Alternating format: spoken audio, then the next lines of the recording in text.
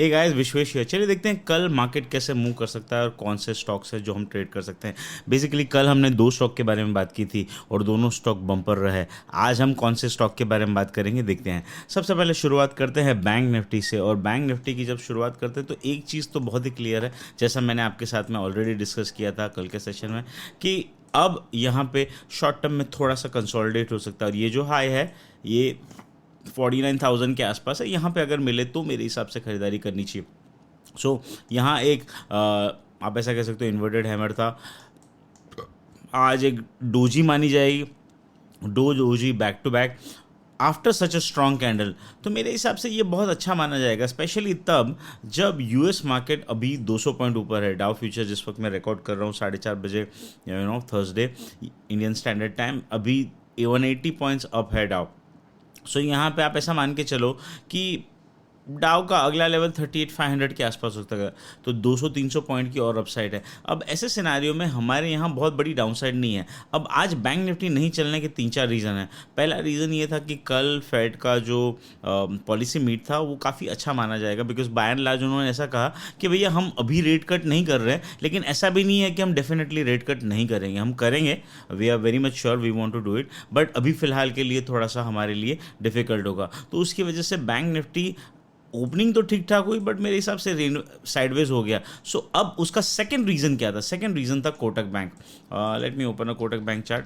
तो कोटक बैंक में आज जो ये गैप डाउन हुआ और उसके बाद में जो सेलिंग देखी गई, मेरे हिसाब से ये this is not a very good, because Kotak bank ने एक मीडियम टर्म ब्रेकडाउन दिया है। कोटक बैंक पिछले डेढ़ नहीं, मेरे ख्याल से 3 साल से 2021 से ये इस रेंज में था। और ये रेंज क्या थी? 1700-2100। ये रेंज टूट चुकी है। मेरे हिसाब से कोटक बैंक 1300-1250 तक आ सकता है स्लोली। सिग्निफिकेंट रीजंस हैं उसके। एक तो आरबीआई का ऑलरेडी उसके ऊपर रिस्ट्रिक्शन, उसका कार्ड बिजनेस और डिजिटल ऑनबोर्डिंग उन्होंने बंद कर दी है। And on top of that lot of the top management are exiting on this time, जब वहाँ पे डिफ़िकल्टी है। तो मेरे हिसाब से in a very near term institution ऐसे स्टॉक को होल्ड नहीं करना चाहेगा। They would rather prefer Axis Bank, they would rather prefer HDFC Bank. और जब in a very near term axis bank को देखो, क्या ब्यूटीफुल चार्ट है मेरे हिसाब से। तो एक्सिस, एचडीएफसी, आईसीआईसीआई प्रेफर किया जाएगा, कोटक को प्राइवेट सेक्टर में थोड़ा सा कम किया जाएगा। My sense is that bank Nifty इसके चलते थोड़ा सा सबड्यूट रहेगा। अब कोटक का उतना बड़ा वेटेज नहीं है जितना आईसीआईसीआई और एचडीएफसी का वेट है। तो अब कल के दिन में बैंक निफ्टी को कैसे ट्रेड किया जाए? तो सबसे पहले ये समझिए, बायस बहुत बड़ा नेगेटिव नहीं है, लेकिन मुझे लगता है हम लोग कहाँ पे 49,230 के आसपास क्लोज हुए हैं। तो कल अगर 49,000 या 49,850, मतलब ये 100-150 पॉइंट की रेंज में बताता हूँ, ये रेंज इसके बीच में मिले तो खरीदारी करनी है। Then you will buy it with a 48,600 as a stop loss, and you would expect कि वापस ये 49,500, 49,600 की ओर आ जाए। एक ही सिनेरियो में बाय करेंगे।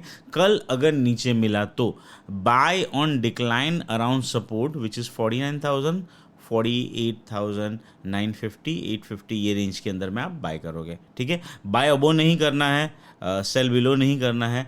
मेरे हिसाब से यहाँ तक हम आ सकते हैं। तो एक ही सिनेरियो हम बाय करेंगे, नीचे आया तो बैंक निफ्टी की स्ट्रैटेजी बहुत क्लियर है। कल के दिन में बाय ऑन सपोर्ट, ये वाली स्ट्रैटेजी होगी। अब निफ्टी की बात करते हैं। निफ्टी मेरे हिसाब से ठीक था आज ओवरऑल, क्योंकि निफ्टी के 3-4 रीज़न थे ठीक होने के। एक तो हैवी वेट स्टॉक्स ठीक कर रहे थे, प्लस निफ्टी ब्रॉडर इंडेक्स है, तो मेरे हिसाब से मेटल स्टॉक आज उतने ख़राब नहीं थी जितना मैं एंटिसिपेट कर रहा था कल के दिन में, मैंने जो एंटिसिपेट किया था। लेकिन निफ्टी भी मैं बाय ऑन डिक्लाइन के ही मूड में हूँ। मेरा ये डिक्लाइन का मतलब, ये एक डिक्लाइन था, ये बी था, और ये सी में अगर 22,530, 22,560 और 22,500, ये 60 पॉइंट की रेंज में अगर मिलता है तो हम खरीदारी करेंगे, अदरवाइज कुछ नहीं करेंगे। फ्राइडे है, वीकेंड एंजॉय करना है। मेरे हिसाब से मार्केट जो है वो ऑलरेडी एक चीज़ इंडिकेट कर रहा है कि स्टॉक स्पेसिफिक मार्केट होने वाला है। तो बैंक निफ्टी की स्ट्रैटेजी क्लियर है, 49,000 और 48,950, 850, ये 100-150 की पॉइंट में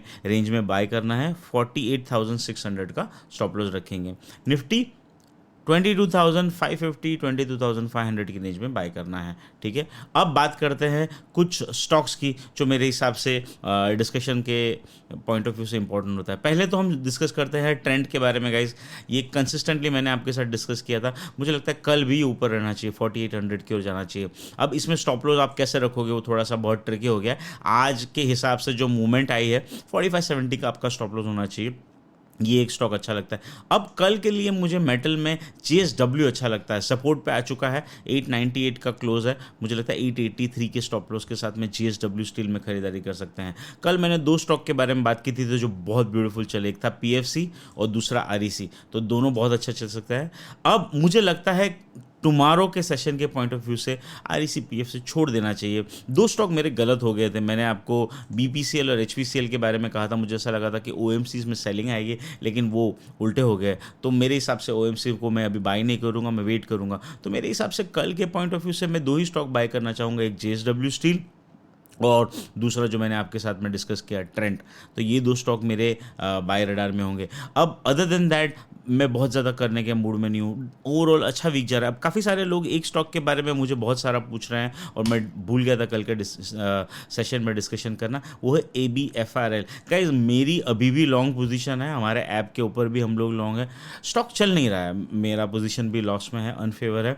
ये स्टॉक मेरा ये मानना है इस सीरीज़ में 290 295 तक जाना चाहिए। तो देखिए 2 वीक के बहुत स्ट्रॉन्ग कैंडल के बाद एक साइडवेज है, तो शायद कल भी ना चले। तो मैं ऐसा मानता हूँ कि अगर 1-2 रुपए और नीचे मिले, 260 के क्लोजर अगर ये मिलता है इस रेंज में, तो यहाँ पे एवरेज आउट करने वाला ट्रेड बनता है एंड देन यहाँ से ऊपर में 290 की ओर जाना चाहिए। तो थोड़ा सा पेनफुल ट्रेड है बिकॉज टाइम स्पेंड कर रहा है, लेकिन मुझे लगता है अपसाइड में 290 295 तक के लेवल पॉसिबल है। तो विद डिस्क्लेमर मैं अभी भी लॉन्ग हूँ, कल शायद मैं कॉल लूँगा कि क्या बिहेव कर रहा है। मेरी उम्मीद ये है कि 260 से ये रिवर्स होना चाहिए।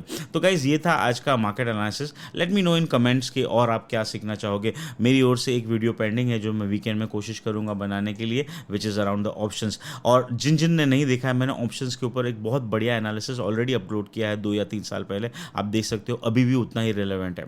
Thank you so much and bye bye.